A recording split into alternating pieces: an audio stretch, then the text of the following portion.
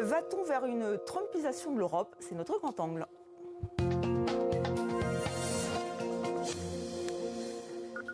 Un dimanche d'élection donc aujourd'hui, présidentielle en Roumanie, en Pologne, législatives anticipées au Portugal. Les résultats de ces scrutins vont nous parvenir dans les heures qui viennent. Et il y a un dénominateur commun des candidats admirateurs de Donald Trump, une montée de l'extrême droite aussi. Est-ce inexorable? Est-ce que l'Union européenne est face à un tournant? On en débat avec nos invités. Jean-Yves Camus, bienvenue. Merci. Vous êtes spécialiste de l'extrême droite, co-directeur de l'Observatoire des radicalités politiques de la Fondation Jean Jaurès. Et nous sommes en direct de Rome avec Thibaut Musergue. Bonsoir, bienvenue. Vous êtes directeur du programme Europe du think tank International Republican Institute et auteur de Post-Populisme. C'est à l'Observatoire. Alors on va s'arrêter, si vous le voulez bien, sur le profil des candidats souverainistes, nationalistes, extrémiste, il y a beaucoup de qualificatifs. On l'a dit en Roumanie, le nationaliste George Simion, qui est favori de la présidentielle. En Pologne, Sławomir Mencen, candidat à la présidentielle, donc, mais lui a moins de chance, mais quand même, il commence à devenir de plus en plus important avec son parti. Et enfin, au Portugal, André Ventura, leader d'une extrême droite décomplexée, le parti Chega, AC. Alors, est-ce que ces trois hommes représentent l'extrême droite, chacun dans leur pays, Jean-Yves Camus, ou est-ce que c'est plus compliqué que ça? C'est nettement plus compliqué que cela, parce que les référentiels sont évidemment différents. On est dans trois pays qui ont des histoires différentes, où les droites radicales, c'est ainsi que je préfère les appeler, ont également des histoires différentes. Il y a quelque chose, par exemple, de tout à fait remarquable pour nous politistes, c'est le cas portugais. Il y a 5 ans avec seulement... André Ventura. Avec André Ventura, il y a 5 ans seulement, la plupart des politistes considéraient que le Portugal était un cas totalement atypique en Europe, puisque finalement, depuis la chute du régime Caetano qui avait succédé à Salazar, aucune formation nationaliste radicale n'avait réussi à dépasser les petites marges lors des élections législatives. Et on a subitement un parti qui vient de nulle part, qui se crée à la hâte et qui bouleverse un jeu politique qui, il faut le dire, est quand même particulièrement figé, entre d'un côté un centre droit et de l'autre côté un parti social-démocrate. Je ne veux pas dire que la politique portugaise est particulièrement ennuyeuse, mais enfin on va dire qu'elle n'est pas pleine de rebondissements propres à mobiliser l'opinion. Et du coup, André Ventura, sur un programme assez sommaire, parce que vous l'avez dit, le nom du parti, ça veut dire ça suffit en fait. Oui, c'est ça, on en a assez. Mais on va peut-être y revenir, Jean-Yves Camus, on va prendre le temps. C'est juste, bon, vous l'avez raison, le programme sommaire, on va y revenir, on va voir comment il parle aussi d'immigration, mais... post-populiste, ça, je voulais savoir aussi si c'est le bon terme pour les définir, Thibaut Musergue, les trois personnes, les trois candidats dont on vient de parler, qu'on va revoir à l'image. Donc voilà, trois hommes qui incarnent en fait l'extrême, en tout cas des droites radicales. Non, on peut pas. Aucun d'entre eux ne peut être appelé post-populiste dans la mesure où les candidats post-populistes qui sont issus de l'extrême droite ont fait un pas vers le centre, enfin, un pas en dehors de l'extrême droite pour venir vers le centre pour devenir acceptable. Et aucun de ces candidats n'est dans cette optique-là. On est au contraire dans une radicalisation, que ce soit en Roumanie ou en Pologne, avec des discours qu'on entendait ni en Roumanie ni en Pologne, où il y a une sorte de tropisme pro-russe qui est caché dans les deux cas, parce que ce sont deux pays qui ont souffert de l'occupation soviétique et qui sont généralement anti-russes, mais où on a des candidats qui ont des forts soutiens et qui ne sont pas soutenus parce qu'ils sont pro-russes, mais parce qu'ils ont un agenda général qui correspond finalement à une vision un peu poutinienne avec des rapports de force du monde, et un sentiment anti-ukrainien qui s'est installé à la faveur de l'arrivée et de l'installation pendant quelque temps, tout du moins, d'assez grand nombre l'Ukrainien sur le sol de ces deux pays.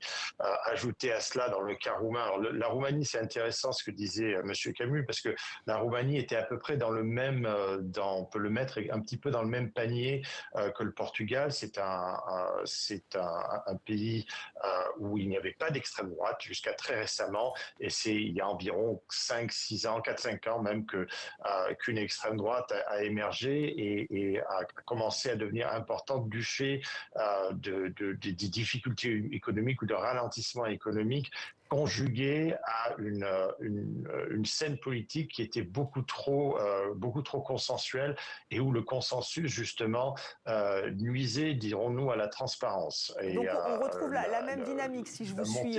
On retrouve la même dynamique de cette montée de l'extrême droite, c'est-à-dire des partis traditionnels en perte de vitesse, des problèmes économiques, des ingérences russes aussi. Là, effectivement, c'est encore une fois ce qui est notifié en Roumanie. Ça pourrait expliquer aussi cette montée de l'extrême droite ou pas? Ça peut l'amplifier, ça ne la crée pas.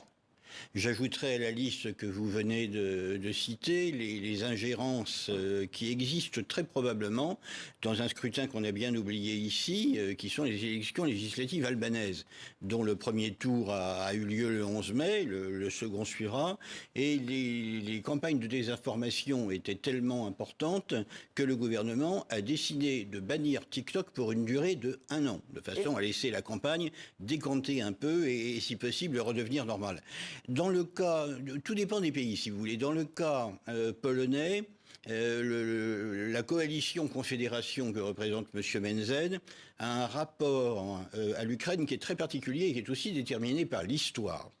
Moi, je suis allé voir il y a 2 ans la permanence de ce député d'extrême droite qui est élu dans l'extrême est du pays à la frontière avec l'Ukraine et qui avait affiché sur son local un appel à ce que s'arrête la venue des Ukrainiens. Et lors de la discussion que nous avons eue ensuite, il m'a expliqué qu'en fait, c'était certes contre les Ukrainiens qui quittaient l'Ukraine en raison de la guerre qu'il en avait, mais que plus lointainement, cela rappelait un épisode très douloureux des relations polono-ukrainiennes, qui est le fait que pendant la Seconde Guerre mondiale, dans la région voisine aujourd'hui ukrainienne de Volhynie, les nationalistes ukrainiens ont allègrement massacré la population, la minorité polonaise qui vivait là, et du coup, sans être des partisans de Vladimir Poutine, parce que malgré tout, la Russie reste quand même le grand voisin ennemi depuis maintenant des siècles, eh bien, il n'y avait pas vraiment d'atome crochu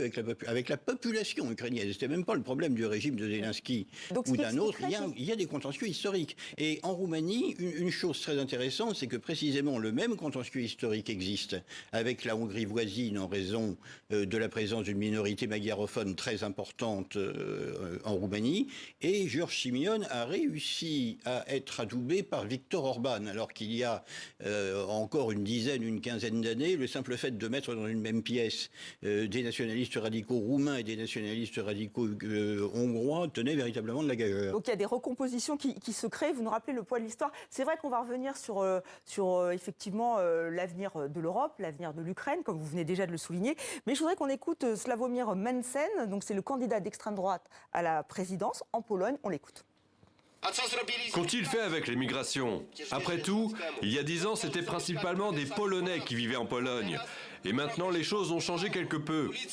Les rues de nos villes ont l'air complètement différentes qu'elles ne l'étaient il y a 10 ans. Est-ce que les Polonais ont dit qu'ils voulaient devenir une société multiculturelle? Que nous voulions avoir des personnes du monde entier ici? Non! Nous n'avons jamais voulu cela. Ils l'ont fait contre notre gré.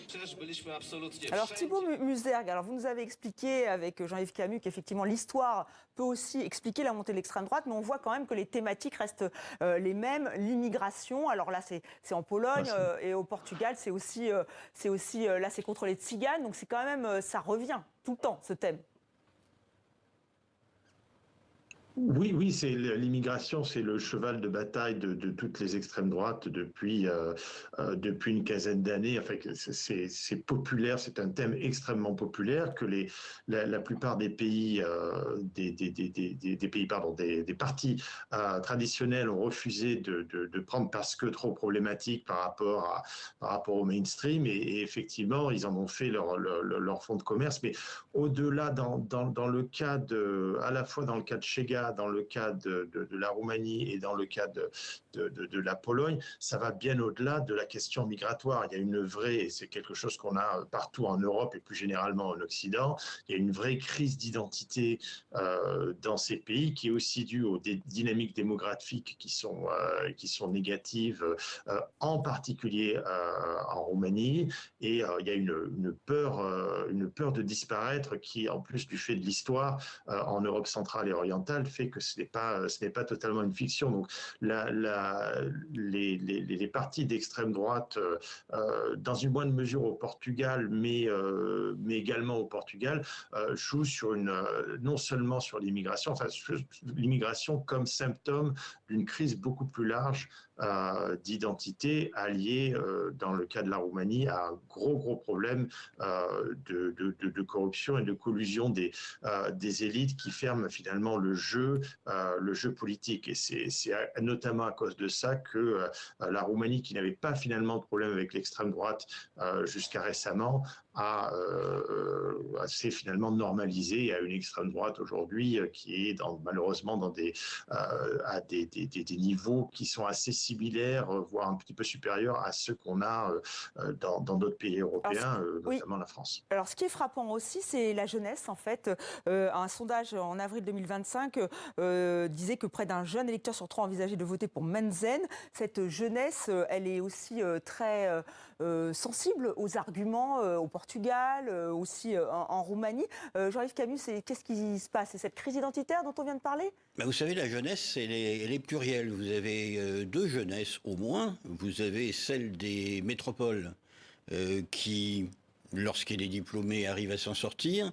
Celle qui choisit l'immigration, soit parce que le modèle sociétal dans lequel elle vit lui semble un peu trop fermé pour les horizons qu'elle a, soit qu'effectivement, bien que diplômée, elle ne trouve pas sur le marché de l'emploi des jobs qui sont à la hauteur de ses espérances et de ses diplômes.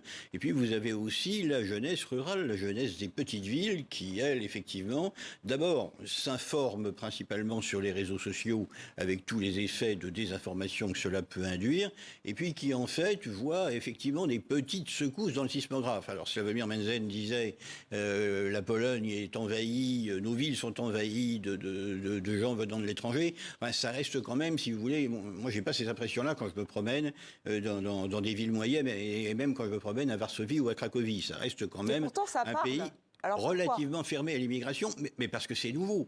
C'est-à-dire que lorsque vous êtes une société monoculturelle, la minorité allemande n'existant plus qu'en Silésie et ayant disparu pour le reste depuis 1945, les juifs étant tellement peu qu'il ne reste plus rien de leur présence anéantie par la Shoah. Quand vous êtes un pays totalement monoculturel, la moindre arrivée d'un élément extérieur vous paraît troubler le jeu d'abord et puis être le début d'une vague. D'accord, une réaction. Alors juste brièvement, hein, je suis désolée, mais ça passe trop vite, c'est passionnant. Thibaut Musergue, là, si la Roumanie choisit effectivement Georges Simeone, c'est aussi une autre Europe qui va se dessiner? Une autre Europe, non, parce que la Roumanie est quand même relativement, même si c'est un grand pays d'Europe centrale, mais sa position est quand même relativement périphérique, entre guillemets. Hein, tous les pays sont importants, bien entendu, en Europe, mais ce n'est pas non plus, c'est pas la Pologne. Quand la Pologne a basculé à droite, à ce qu'on appelait à l'époque l'extrême droite du PiS polonais en 2000, au milieu des années 2010, ça avait eu un impact beaucoup plus fort. On aura moins d'impact aussi parce que le président de la République n'est pas le seul à avoir des pouvoirs en Roumanie. En fait, le gros du pouvoir législatif est détenu et exécutif est détenu par le Premier ministre. Donc il y a un jeu, il y aura forcément un jeu d'aller-retour entre le président, d'équilibre, oui, tout à fait. Alors avec un Parlement quand même qui est très très divers, il n'y a pas de majorité qui se dessine. Le Parti socialiste roumain a quitté la coalition qui était au pouvoir, donc ça va être très compliqué. Ça va donner au président. Voilà, on a énormément d'incertitudes, mais c'est les joies de la politique roumaine. Merci infiniment. Voilà. Je suis désolée Thibaut Musergue, mais voilà, ce grand angle se termine. Merci infiniment Jean-Yves Camus d'être venu. Et